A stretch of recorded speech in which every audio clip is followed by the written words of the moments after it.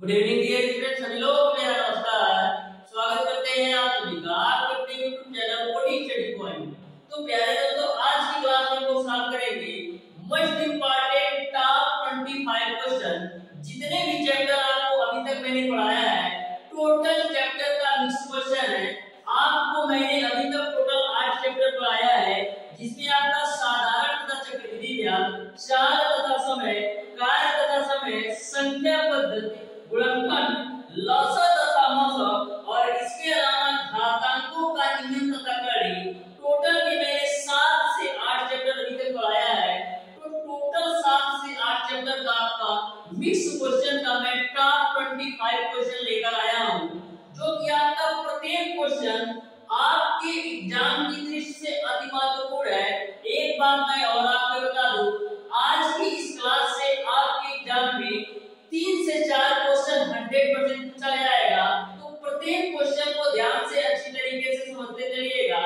और dear student, आप ये भी देखिए कि मैं 25 क्वेश्चन में कितने क्वेश्चन सॉल्व कर पा रहा हूं, क्योंकि मैं वही क्वेश्चन लेकर आया हूं जो मैंने चैप्टर ऑलरेडी पढ़ा रखा है। तो आप ये भी ध्यान रखिएगा, आप ये चेक कीजिए कि 25 क्वेश्चन में मैं कितने क्वेश्चन सॉल्व कर पा रहा हूं। तो प्रत्येक क्वेश्चन को बिल्कुल शानदार तरीके से करने वाले हैं। तो स्टार्ट करते हैं आज की क्लास को डियर स्टूडेंट। देखते हैं क्वेश्चन नंबर 1। तो क्वेश्चन नंबर 1 आपके सामने है।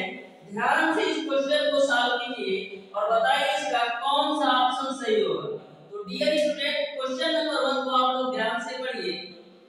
क्वेश्चन नंबर 1 आपका इस प्रकार से है, किसी धनराशि पर 4% वार्षिक ब्याज की दर से 2 वर्ष के साधारण तथा चक्रवृद्धि ब्याज का अंतर ₹8 है, तो धनराशि होगी। तो ध्यान से क्वेश्चन नंबर 1 को पढ़ेंगे तो आप देखेंगे कि जो आपका क्वेश्चन नंबर 1 है वह साधारण तथा चक्रवृद्धि ब्याज के अंतर पर है। तो आपको पता है, जब 2 वर्ष का साधारण तथा चक्रवृद्धि ब्याज का अंतर दे रखा हो, तो वहां पर आपका जो फार्मूला लगता है वो आपका लगता है अंतर बराबर PR² यह फार्मूला कब यूज करना है? जब आपको 2 वर्ष का साधारण ब्याज और चक्रवृद्धि ब्याज का अंतर दे रखा हो, तो साधारण ब्याज और चक्रवृद्धि ब्याज का अंतर बराबर PR²/100²। अंतर आपको डियर स्टूडेंट दे रखा है 8, तो अंतर में 8 रख लो। ये साधारण ब्याज और चक्रवृद्धि ब्याज का अंतर 8 है। P की वैल्यू आपको ज्ञात करना है। R का मान 4% दे रखा है, तो 4 गुणे 4 हो जाएगा, बटे आपका 100 का स्क्वायर, तो 100 गुणे का 100 हो जाएगा। 4 से काट लो तो 25 बार में कैंसिल होगा, 4 से काटो तो 1 25 बार में कैंसिल होगा। तो P की वैल्यू क्या आएगी? P की वैल्यू आएगी 8 गुणे 25 गुणे 25 के रूप में, यानी P का जो मान आएगा 8 गुणे 25 गुणे 25 करोगे 625।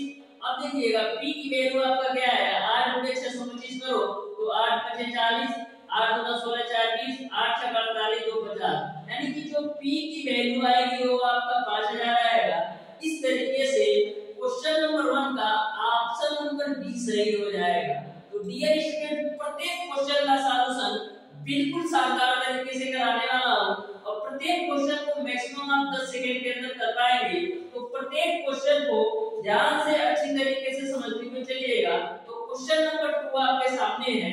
ध्यान से क्वेश्चन नंबर 2 को पढ़िए और बताइए इस क्वेश्चन का कौन सा ऑप्शन सही होगा। तो क्वेश्चन नंबर 2 आपका इस प्रकार से है। बोला है 120 मीटर लंबी एक रेलगाड़ी 90 किलोमीटर प्रति घंटे की चाल से चल रही है, तब 230 मीटर लंबे प्लेटफॉर्म को पार करने में वो कितना समय लेगी।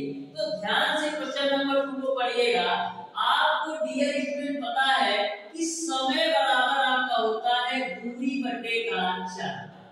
तो यहाँ पर दूरी में क्या लेना है? दूरी में डियर स्टूडेंट आपको ट्रेन की लंबाई के साथ साथ प्लेटफॉर्म की लंबाई भी लेना है, क्योंकि जो आपकी ट्रेन है वो आप एक प्लेटफॉर्म को पार कर रही है। तो ऐसे कंडीशन में आपको जो लंबाई में लेना है, यानी जो दूरी में लेना है, ट्रेन की लंबाई के साथ साथ प्लेटफॉर्म की भी लंबाई लेना है। तो टोटल दूरी कितना आएगा? 120 मीटर आपका ट्रेन की लंबाई है और प्लेटफॉर्म की लंबाई आपका 230 मीटर है।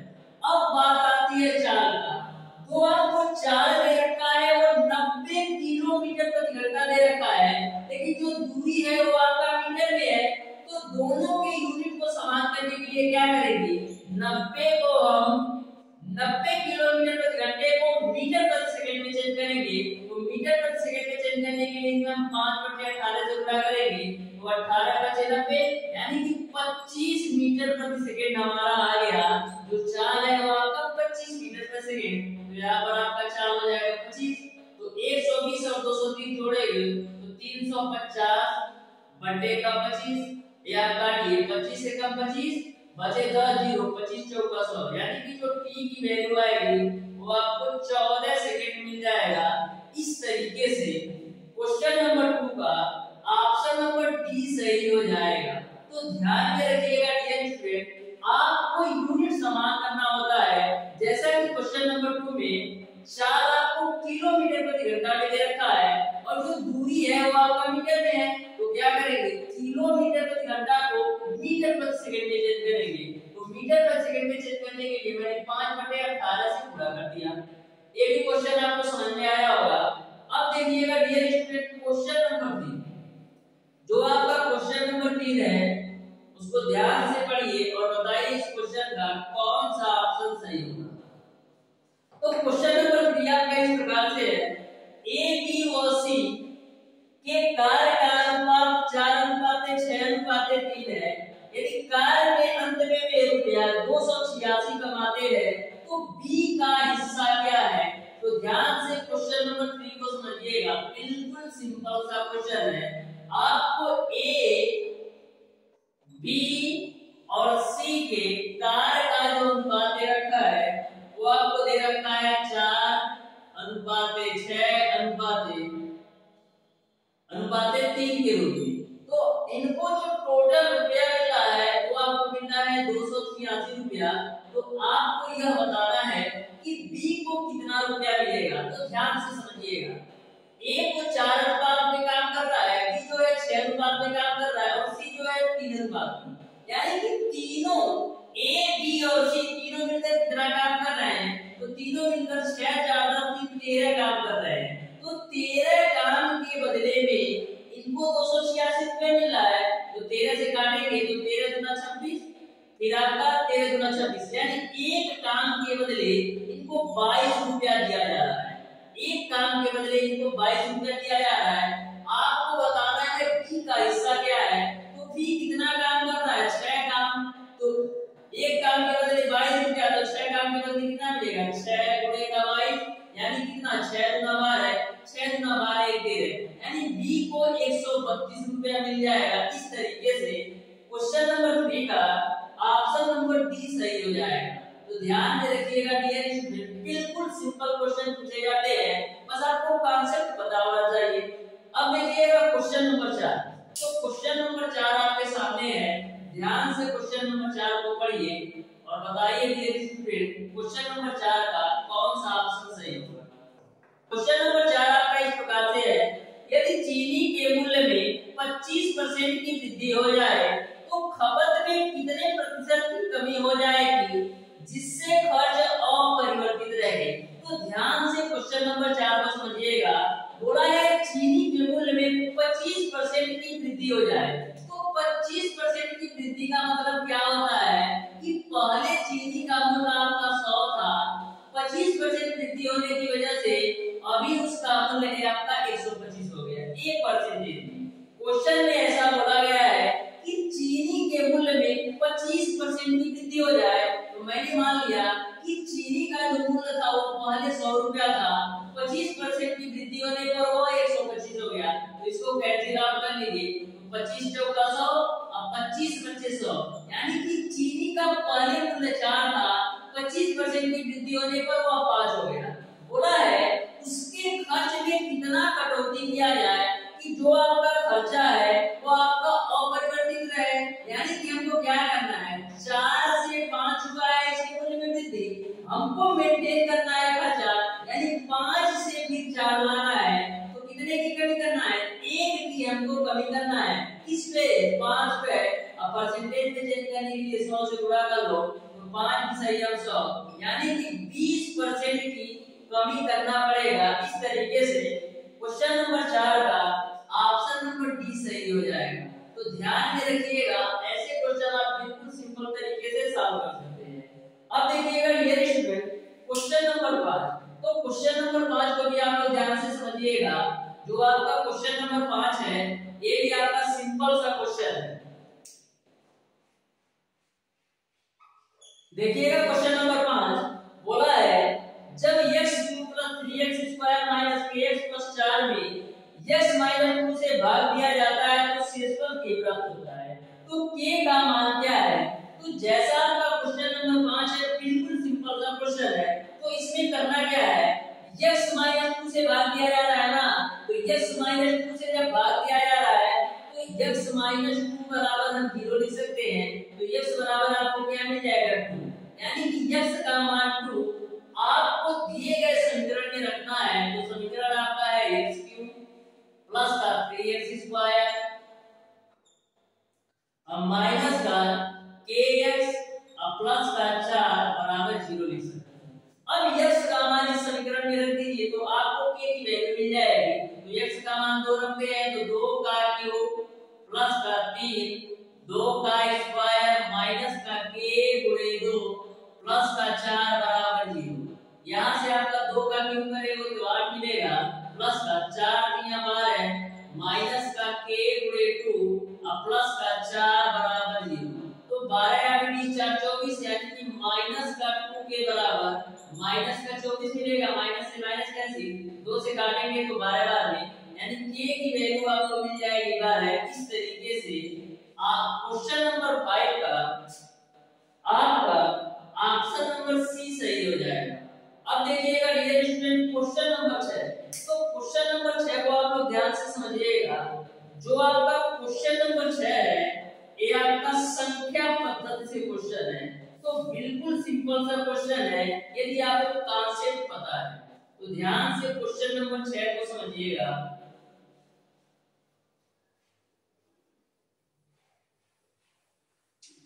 क्वेश्चन नंबर 6 आपका इस प्रकार से है, वह छोटी से छोटी संख्या क्या है जिसको 12 24 36 व 45 से अलग अलग भाग देने पर प्रत्येक दशा में 6 शेष बचे।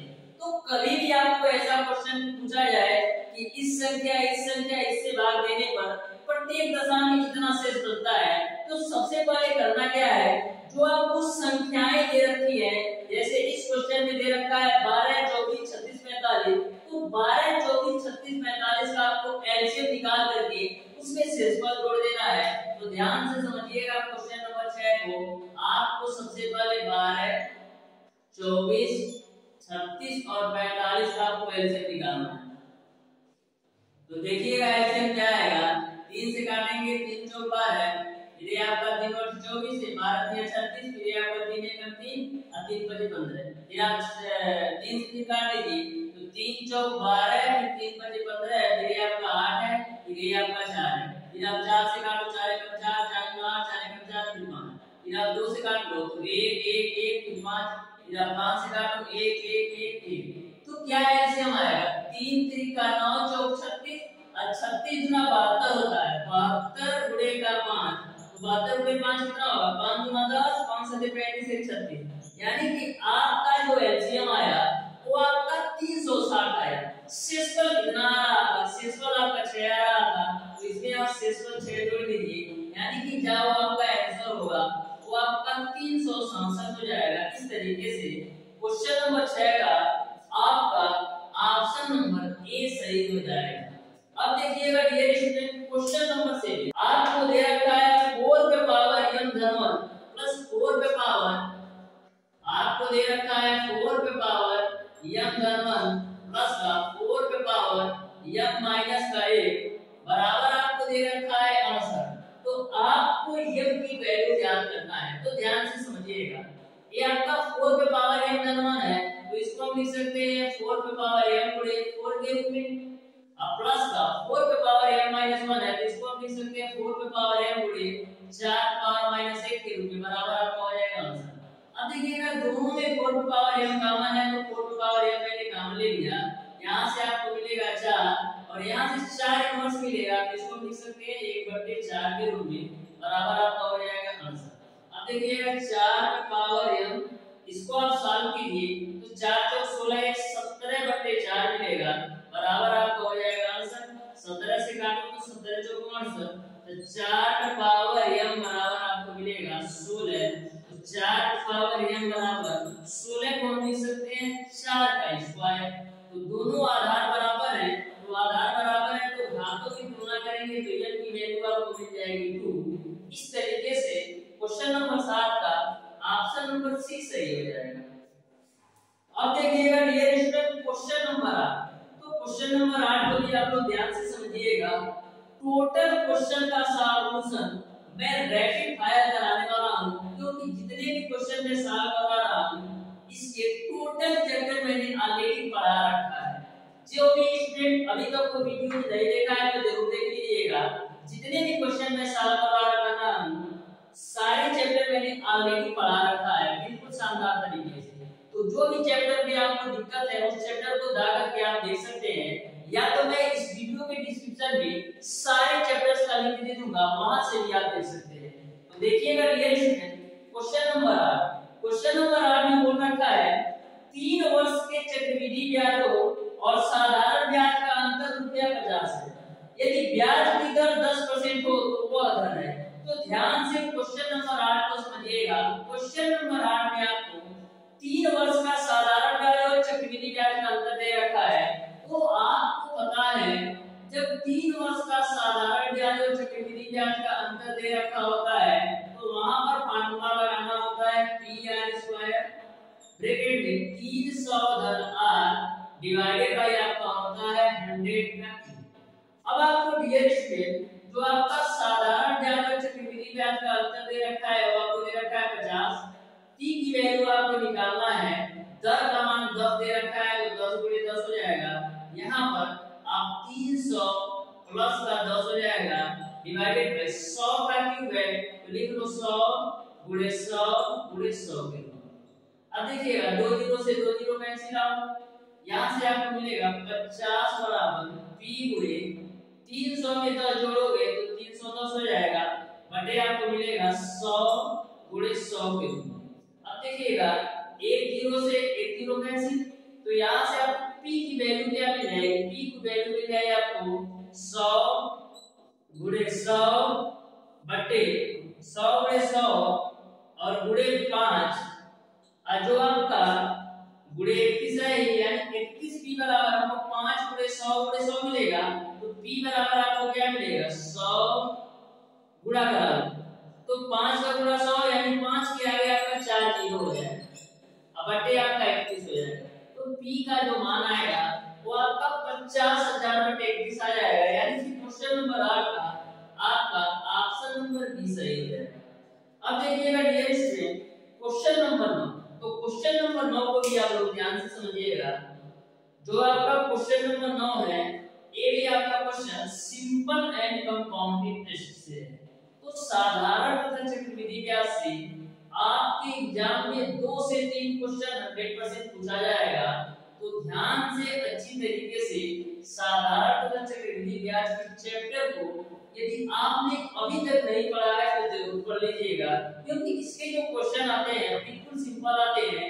यदि आपको कॉन्सेप्ट पता है तो मैक्सिमम 10 से 15 सेकंड के अंदर सॉल्व कर सकते हैं। तो देखिएगा क्वेश्चन नंबर 9 बोला है ए ने बी को ₹2000 7% साधारण ब्याज की दर से उधार दिए। 6 वर्ष के पश्चात बी ने 2500 तथा एक घड़ी देकर ऋण चुका दिया, खड़ी का मूल्य है। तो ध्यान से क्वेश्चन नंबर 9 को समझिएगा, बिल्कुल सिंपल सा क्वेश्चन है। देखिए 2000 रुपया ले रहा है 6 वर्ष के लिए और 7% ब्याज दर पर। तो सबसे पहले आप ये देखिए कि 6 साल का उसको साधारण ब्याज कितना चुकाना पड़ेगा। तो आपको पता है कि साधारण ब्याज बराबर आपका होता है मूलधन × दर × समय का 100। तो मूलधन है आपका 2000, दर आपका है 7%, समय आपका है 6 साल डिवाइडेड बाय 100। 2 जीरो से आपका 2 जीरो कैंसिल, तो यहाँ से आपको सिंपल इंटरेस्ट क्या मिल जाएगा 20 × 7 आपका 140 × 6 करोगे तो कितना मिल जाएगा 4 × 84, यानी 840 रुपया तो साधारण ब्याज देना है।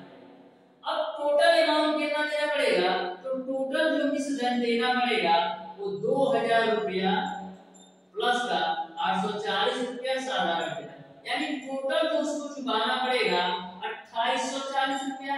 अब 2840 रुपया चुकाने के लिए वो करता क्या है, 2500 रुपया तो नगद देता है और एक घड़ी देता है, यानी कि 2840 रुपया चुकाने के लिए 2500 रुपया नगद देता है और घड़ी देता है। तो सबसे पहले 2500 घटाते हैं तो 0 4 8 में से 5 जाएगा 3, यानी कि बचा 340, यानी कि यही जो 340 रुपया का है वही घड़ी है, यानी कि जो घड़ी का मूल्य है 340 रुपया है। इस तरीके से क्वेश्चन नंबर 9 का आपका ऑप्शन नंबर सी सही हो जाएगा। बिल्कुल सिंपल सा क्वेश्चन था। अब देखिएगा डियर स्टूडेंट क्वेश्चन नंबर 10। तो क्वेश्चन नंबर 10 को भी आप ध्यान से समझिएगा। जो आपका क्वेश्चन नंबर 10 है चाल तथा समय से, तो ध्यान से क्वेश्चन नंबर 10 को भी पढ़िए और बताइए इस क्वेश्चन का कौन सा ऑप्शन सही होगा। देखिएगा क्वेश्चन नंबर 10 आपका इस प्रकार से है, एक रेलगाड़ी 45 किलोमीटर प्रति घंटे की चाल से चलती हुई एक पुल को 40 सेकंड में पार कर जाती है। इसके बाद वह 18 सेकंड में समान दिशा में 5 किलोमीटर प्रति घंटे की चाल से चल रहे एक आदमी को पार कर जाती है। रेलगाड़ी तथा पुल की लंबाई बताना है। तो ध्यान से क्वेश्चन नंबर 10 को समझिएगा। सबसे पहले डियर स्टूडेंट मैं मान लेता हूं कि जो आपका रेलगाड़ी है, जो आपकी ट्रेन है, उसकी लंबाई मैं मान लेता हूं और जो आपका पुल है उसकी मैं लंबाई मान लेता हूं। अब ध्यान से क्वेश्चन नंबर 2 को समझिएगा। क्वेश्चन में बोल रखा है कि 18 सेकंड में समान दिशा में 5 किलोमीटर प्रति घंटे की चाल से चल रहे एक आदमी को पार कर जाती है, यानी कि जिस डायरेक्शन में आदमी जा रहा है उसी डायरेक्शन में आपका ट्रेन भी जा रही है। तो वहां पर सापेक्ष चाल क्या होगा, सापेक्ष चाल जो होगा वो दोनों के चालों के अंतर के बराबर होगा, क्योंकि जिस डायरेक्शन में ट्रेन जा रही है उसी डायरेक्शन में आपका आदमी भी जा रहा है।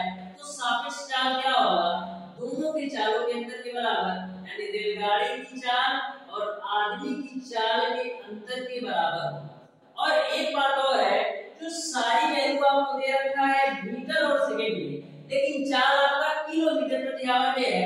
तो किलोमीटर प्रति आवर को मीटर प्रति सेकंड चेंज करने के लिए मैंने 5/18 से गुणा। अब आपका चाल बराबर होता है दूरी बटा समय। तो जब आपकी ट्रेन आदमी को पार करेगी तो केवल और केवल आपको ट्रेन की लंबाई लेना है। तो ट्रेन की लंबाई मैंने माना है यह, और समय कितना लेती है 18 सेकंड, तो 18 लिख दिया। 18 से 18 कैंसिल, 45 में से 5 घटाओ तो 40 गुणे का 5 बराबर आपका L1। तो L1 की वैल्यू आपको मिल जाएगी 200 मीटर, यानी आपने रेलगाड़ी की लंबाई निकाल लिया 200 मीटर। फिर क्वेश्चन को ध्यान से स्टार्टिंग से पढ़िए। 45 किलोमीटर प्रति घंटे की चाल से चलती हुई एक पुल को 40 सेकंड में पार करती है। तो पुल को जब पार करेगी तो वहां पर आपका चाल बराबर होगा दूरी समय। तो इसमें क्या होगा, जब वह रेलगाड़ी आपकी पुल को पार करेगी तो जो आपको चाल लेना है वो केवल और केवल रेलगाड़ी का। तो रेलगाड़ी की चाल आपका है 45 किलोमीटर प्रति घंटा, लेकिन आपको इसको रखना है मीटर प्रति सेकंड में। तो इसमें क्या करते हैं 5/18 से गुणा करते हैं। अब दूरी में क्या आएगा, दूरी में जब आपकी ट्रेन पुल को पार करेगी तो पुल की लंबाई के साथ साथ ट्रेन की भी लंबाई आएगी। तो ट्रेन की तो लंबाई आपने निकाला है 200, अब पुल की लंबाई मैंने माना है L2, और समय कितना लेता है, समय आपका लेती है 40 सेकंड। अब देखिएगा 9 दूना 18, 9 पचे 45, तो यहाँ पर आपको मिलेगा 25/2 बराबर 200 प्लस का L2 बटे का 40। 2 से काटो तो 20 बार में जाएगा। तो यहाँ से आप लोग आगे ध्यान से समझिएगा। तो 20 का गुणा 25 नहीं होगा, तो 25 गुणे 20 बराबर आपको मिलेगा 200 प्लस का L2। 200 प्लस का L2, तो L2 बराबर क्या मिलेगा, 25 का 20 में गुणा कराओगे तो 500 और माइनस का 200। तो L2 की जो वैल्यू आएगी वो आपको मिल जाएगा 300 मीटर। इस तरीके से जो पुल की लंबाई है वो आपका 300 मीटर और और जो रेलगाड़ी की लंबाई वो है आपका 200 मीटर। यानी कि क्वेश्चन नंबर 10 का ऑप्शन नंबर ए सही हो जाएगा। तो ध्यान में रखिएगा, ऐसे क्वेश्चन ऐसे किस तरीके से आप सॉल्व कर सकते हैं। अब देखिएगा डियर स्टूडेंट, क्वेश्चन नंबर 11। तो क्वेश्चन नंबर 11 को आप लोग ध्यान से पढ़िए। जो आपका क्वेश्चन नंबर 11 है, कार्य तथा समय से है।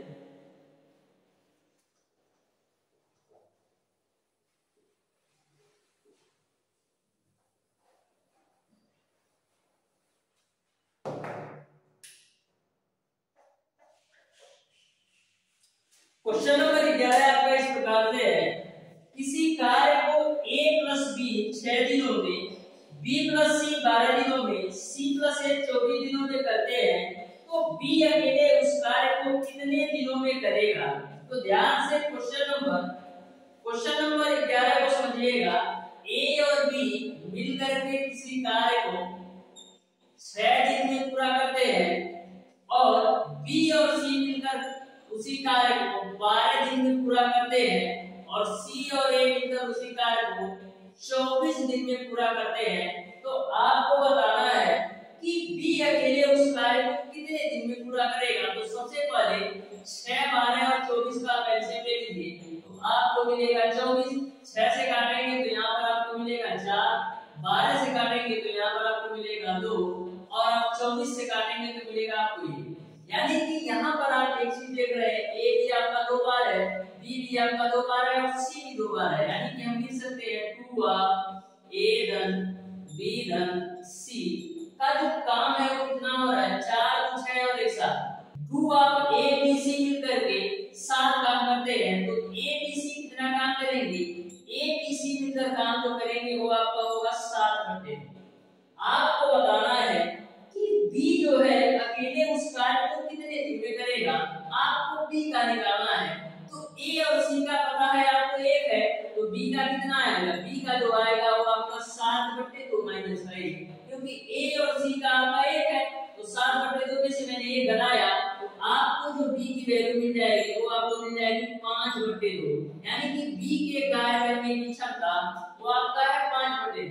और b को 24 काम करना है तो इस 24 काम को 5/2 किधर से करेगा, तो 2 आपका ऊपर जाएगा तो मिलेगा आपको 48/5। 5 से काटो तो कटेगा नहीं, तो इसको आप इस भिन्न में कर देते हैं तो 5 9 45, 3 48/5, यानी 9 सही 3/5 दिन लगेंगे। इस तरीके से क्वेश्चन नंबर 11 का आपका ऑप्शन नंबर बी सही हो जाएगा। अब देखिएगा डियर स्टूडेंट, क्वेश्चन नंबर 12। तो क्वेश्चन नंबर 12 को आप लोग ध्यान से समझिएगा। जो आपका क्वेश्चन नंबर 12 है, यह भी क्वेश्चन बिल्कुल सिंपल सा है।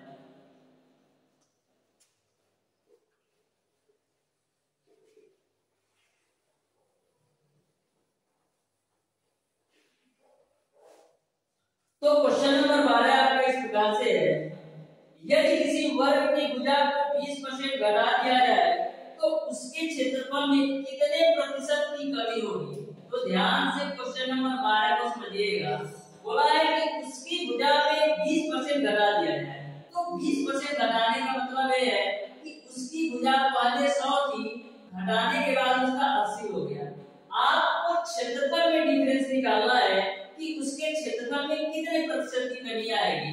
तो क्षेत्रफल बराबर क्या होता है, a स्क्वायर, यानी एक बार आपका 100 से 80 होगा और दूसरी बार भी आपका 100 से 80 होगा। इसको आप कैंसिल आउट कर लीजिए तो 20 बचे 100 और 20 चौक 80, ये आपका 20 बचे 100 और 20 चौक 80, यानी मिल जाएगा आपको 5 से 4 और आपको 5 से 4, यानी कि जो पहले उसका क्षेत्रफल था वो आपका 25 था, अभी उसका जो क्षेत्रफल है वो आपका है 16। तो कितने की कमी आ रही है क्षेत्रफल में, क्षेत्रफल में 9 की कमी आ रही है। किस पर, 25 पर। परसेंटेज में चेंज करने के लिए 100 से गुणा कर लो तो 25 चौका 100, यानी कितना आएगा, 36% की कमी आ जाएगी। तो क्षेत्रफल में 36% की कमी आएगी, यानी कि क्वेश्चन नंबर 12 का आपका ऑप्शन नंबर ए सही हो जाएगा। अब देखिएगा डियर स्टूडेंट, क्वेश्चन नंबर 13। तो क्वेश्चन नंबर 13 को भी आप लोग ध्यान से समझिए। समझिएगा, बिल्कुल सिंपल सा क्वेश्चन है। क्वेश्चन नंबर दे रहा है आपका इस प्रकार से है, आपको y + 1/y की वैल्यू दे रखा है बाहर, आपको y + 1/y की वैल्यू दे रखा है बाहर, आपको बताना है y³ + 1/y³ की वैल्यू आपको ज्ञात करना है। तो आपको पता है यदि x + 1/x या y + 1/y का मान p के बराबर होता है तो y³ + 1/y³ की जो वैल्यू होता है वो आपका p³ - का 3p के बराबर होता है। अब वैल्यू रख दो तो p का मान है 12, तो 12 का क्यूब माइनस का 3 × 12, तो यहाँ से 12 का क्यूब करोगे तो 1728 मिलेगा -36, तो 1728 में से 36 घटाओ कितना मिलेगा, 8 में से 6 जाएगा 2, 12 में से 3 जाएगा 9 और ये 16, यानी कि 1692 मिल जाएगा। यही आपका आंसर हो जाएगा। इस तरीके से क्वेश्चन नंबर 13 का ऑप्शन नंबर सी सही हो जाएगा। अब देखिएगा डियर स्टूडेंट क्वेश्चन नंबर 14, तो क्वेश्चन नंबर 14 आपके सामने है, संख्या पद्धति का क्वेश्चन है। ध्यान से क्वेश्चन नंबर 14 को पढ़िए और बताइए इसका कौन सा ऑप्शन सही होगा। तो क्वेश्चन नंबर 14 को आप सॉल्व कीजिए।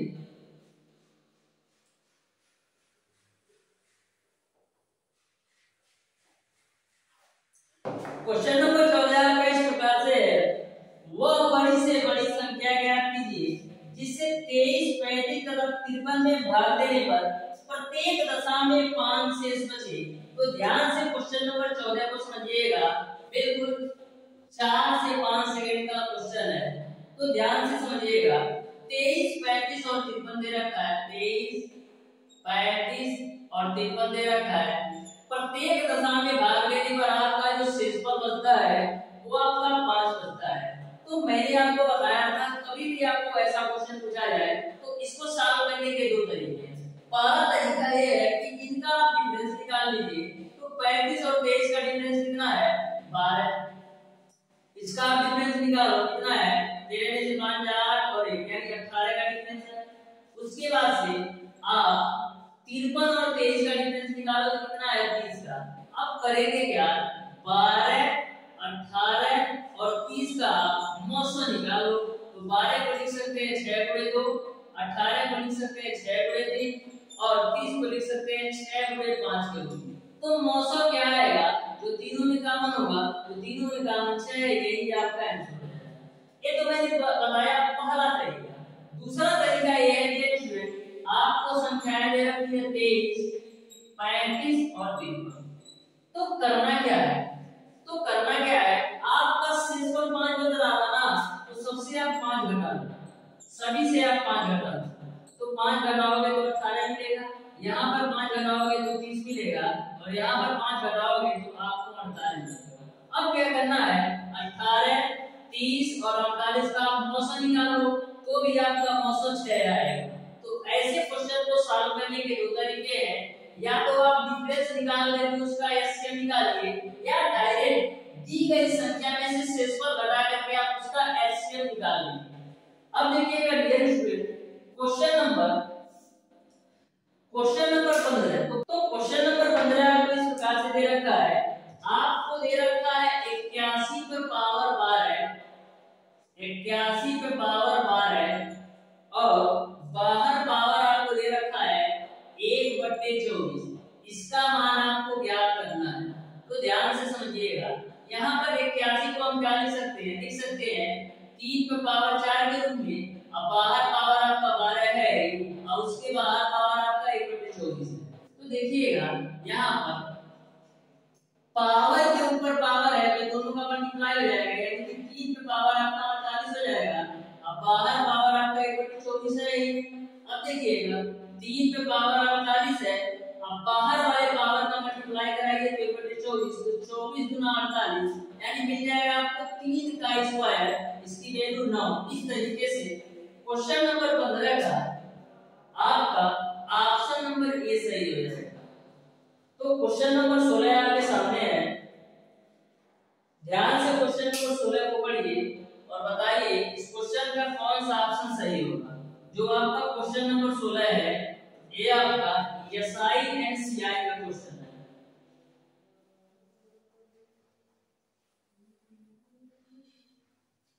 तो क्वेश्चन नंबर 16 को ध्यान से समझिएगा। बोला है यदि किसी निश्चित धनराशि का 2 वर्ष का 8% वार्षिक दर से चक्रवृद्धि ब्याज तथा साधारण ब्याज का अंतर ₹32 है, तब वह धनराशि है। जो आपका क्वेश्चन नंबर 16 है वो same to same question number 1 की तरह है, यानी कि 2 साल का आपको साधारण ब्याज और चक्रवृद्धि ब्याज का अंतर दे रखा है।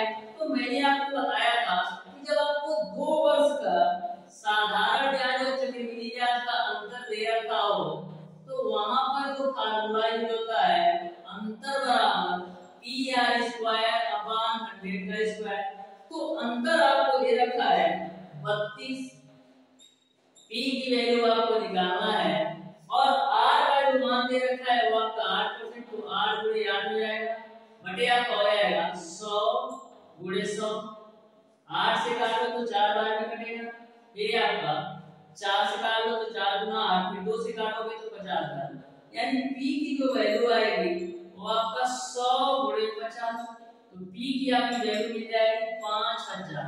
इस तरीके से जो P का मान होगा वो आपका 5000, यानी कि आपका ऑप्शन नंबर बी सही हो जाएगा।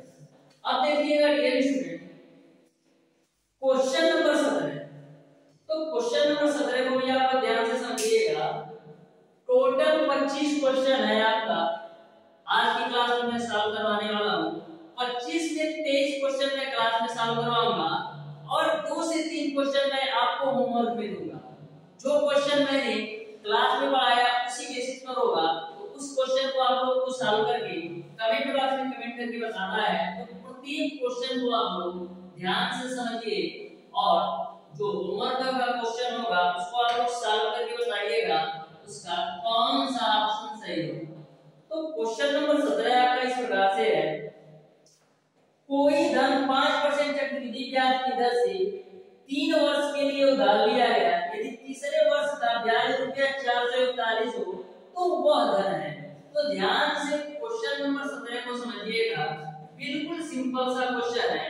आपको पता है चक्रवृद्धि मिश्र धन बराबर होता है धन 1 + R/100 होता है। तो यहाँ पर A बराबर P 1 + R की वैल्यू दे रखा है 5 डिवाइडेड बाय 100 और समय आपका है 300। तो A P को बट्टे में लाओ तो A बट्टे P बराबर 5 से काटो तो 5 से 100, 20 से कम 20 और 21 बट्टे 20 का आपका हो जाएगा। अब देखो A बट्टे P बराबर 21 का क्यूब करोगे तो 9261 मिलेगा, अब 20 का क्यूब करोगे तो आपको मिलेगा 8। आपको क्वेश्चन में बताना है मूलधन, तो मूलधन कितना होगा? मूलधन आपका 8000 हो जाएगा। इस तरीके से क्वेश्चन नंबर 17 का ऑप्शन नंबर बी सही हो जाएगा। अब देखिएगा क्वेश्चन नंबर 18। तो क्वेश्चन नंबर 18 आपका 4 तथा समय से है। तो क्वेश्चन नंबर 18 को आप लोग ध्यान से समझिएगा।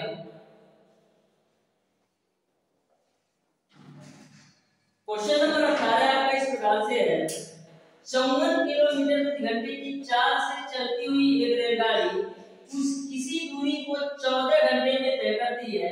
यदि उसकी चाल 63 किलोमीटर प्रति घंटा हो तो उसी दूरी को रेलगाड़ी कितने समय में तय करेगी? तो ध्यान से क्वेश्चन नंबर 18 को समझिएगा। सबसे पहले हम दूरी निकाल लेते हैं। तो दूरी बराबर आपका होता है 4 × समय। तो दूरी क्या आएगा? 4 आपको दे रखा है 54 किलोमीटर प्रति आवर और जो समय दे रखा है वो आपको दे रखा है 14 घंटा। तो मल्टीप्लाई कराओ, 14 × 4 = 56 और 14 × 70 और 5 = 75, यानी कि जो डी की वैल्यू आई वो आपका 756 किलोमीटर। बोला है इसी दूरी को 63 किलोमीटर प्रति घंटे की चाल से तय करने में कितना समय लगेगा? तो समय बराबर आपका होता है दूरी बटे का चाल। तो दूरी तो आपने निकाल लिया 756 और 4 कितना हो जा रहा है 63, तो यहाँ पर 63 कर दो। 7 से काटो तो 7 × 9 = 63, 7 × 7 0 7 × 56, फिर 9 से काटो 9 × 9 फिर 9 × 18, यानी कि जो टाइम की वैल्यू आ गई वो आपका 12 घंटे आ गया। इस तरीके से क्वेश्चन नंबर 18 का ऑप्शन नंबर सी सही होगा। अब देखिएगा डियर स्टूडेंट, क्वेश्चन नंबर 19, जो आपका क्वेश्चन नंबर 19 है, कार्य तथा समय से क्वेश्चन है, तो ध्यान से क्वेश्चन नंबर 19 को भी समझिएगा।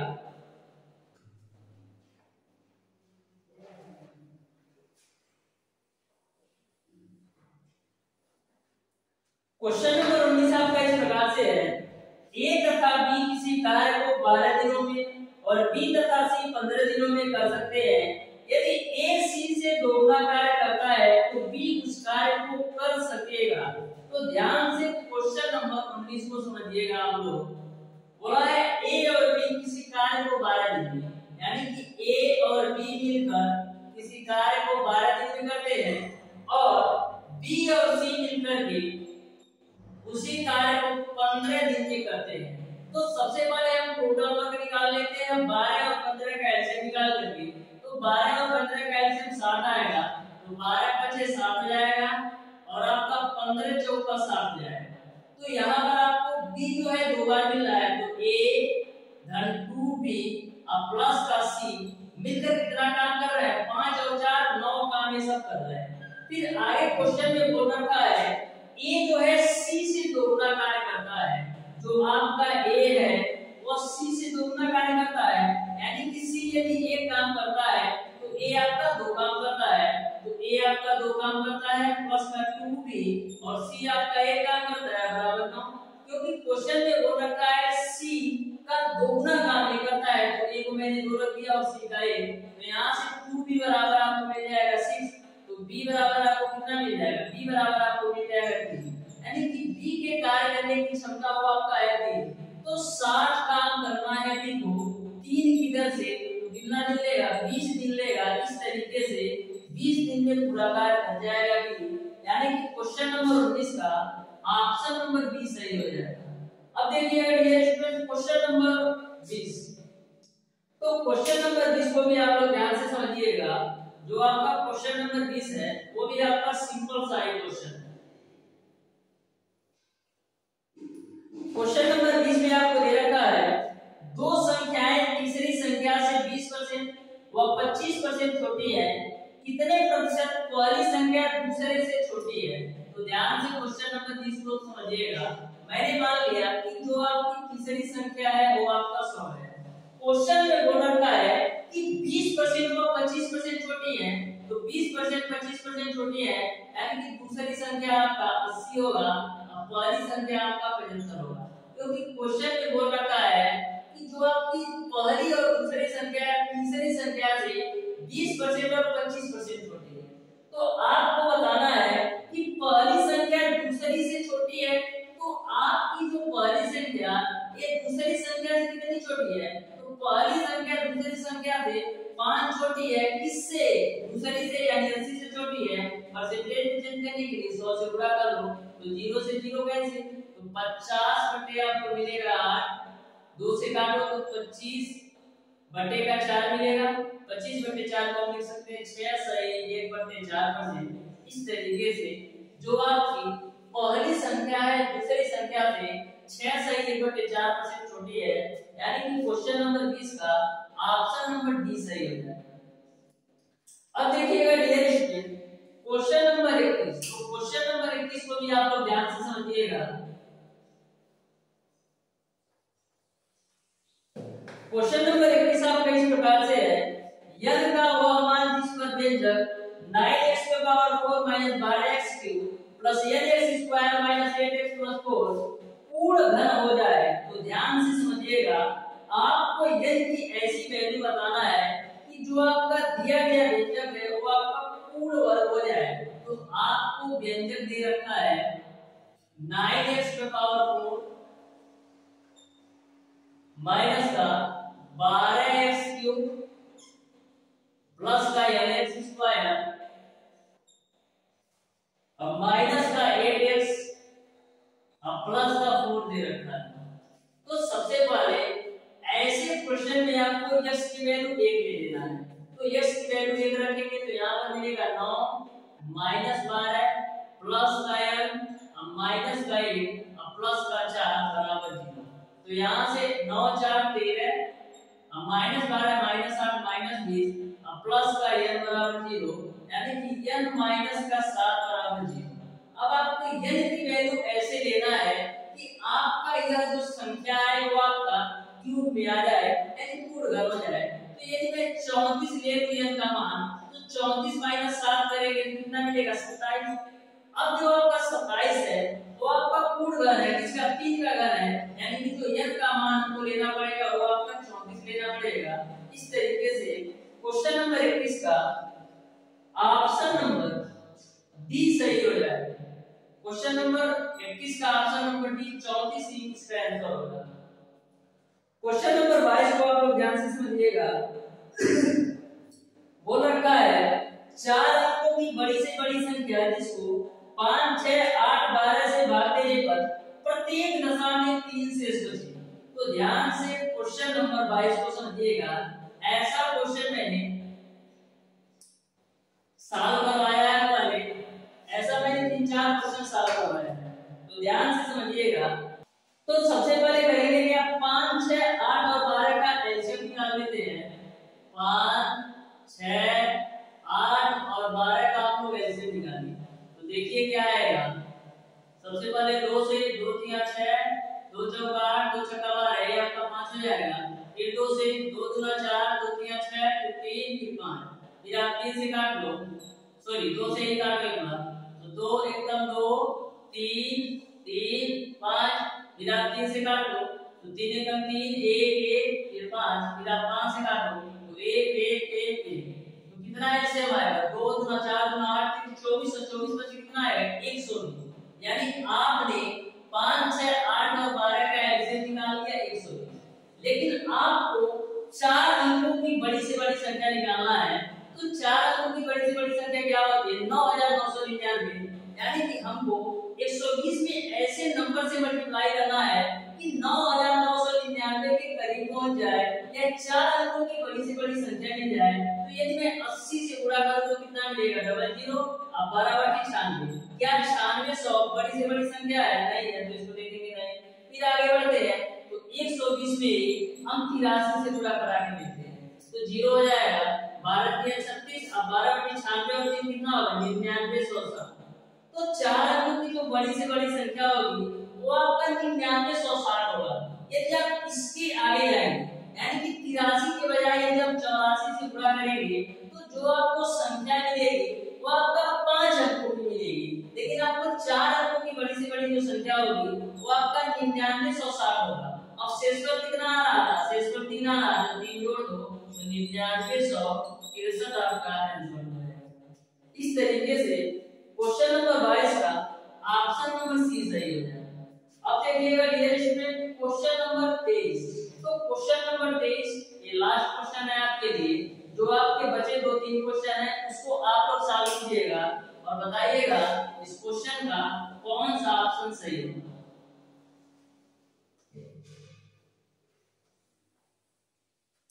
तो क्वेश्चन नंबर 23 आपका इस प्रकार से है, 4 पे पावर x प्लस 4 पे पावर x प्लस 1 बराबर आपको दे रखा है 320। तो आपको ज्ञात करना है 2x पे पावर माइनस का 3 की वैल्यू क्या है। तो ध्यान से समझिएगा, यहाँ पर 4 पे पावर x है तो 4 पे पावर x रख दो, ये आपका 4 पे पावर x धनवान है, इसको आप लिख सकते हैं 4 पे पावर x गुणे 4 बराबर आपका हो जाएगा 320। तो 4 पे पावर x आपका कॉमन हो जाएगा क्योंकि दोनों जगह है, तो यहाँ से मिलेगा 1 प्लस का 4 बराबर आपको मिल जाएगा 320। तो यहाँ से आपका 4 पे पावर x गुणे 5 बराबर आपको मिलेगा 320। अब 5 से काटो तो 5 36 फिर 5 34, आगे देखिएगा 4 पे पावर x बराबर आपको क्या मिलेगा? 4 पे पावर x बराबर आपको मिलेगा 64। 4 पे पावर x बराबर आपको मिलेगा 64। तो 4 पे पावर x बराबर 64 को हम लिख सकते हैं 4 का क्यूब, आधार समान हो गया, तो घातों की तुलना करेंगे तो x की वैल्यू आ गई 3।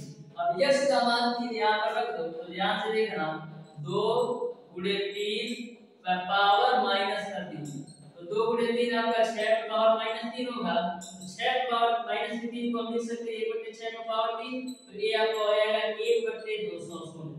यही आपका आंसर हो जाएगा। इस तरीके से क्वेश्चन नंबर 23 का ऑप्शन नंबर ए सही हो जाएगा। इस तरीके से डियर स्टूडेंट आज की क्लास में मैंने आपको पढ़ाया मोस्ट इंपॉर्टेंट टॉप 25 क्वेश्चन। जो बचे 2 क्वेश्चन है उसको आप लोग साथ कीजिएगा और बताइएगा इन क्वेश्चन का कौन सा ऑप्शन सही होगा। तो क्वेश्चन नंबर 24 आपके सामने है, ध्यान से इस क्वेश्चन को नोट कर लीजिए।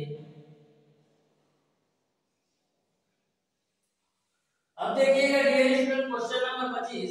तो क्वेश्चन नंबर 25 को भी आप लोग अच्छी तरीके से नोट कर लीजिए या स्क्रीनशॉट ले लीजिए। अब डियर स्टूडेंट क्वेश्चन नंबर 24 और क्वेश्चन नंबर 25 का आंसर आप लोग कमेंट बॉक्स में कमेंट करके बताइएगा कि इस क्वेश्चन का कौन सा ऑप्शन सही होगा। तो आज की क्लास आपको कैसी लगी कमेंट बॉक्स में कमेंट करके जरूर बताइएगा। यदि वीडियो अच्छा लगा हो तो वीडियो को लाइक और चैनल को सब्सक्राइब जरूर कीजिए।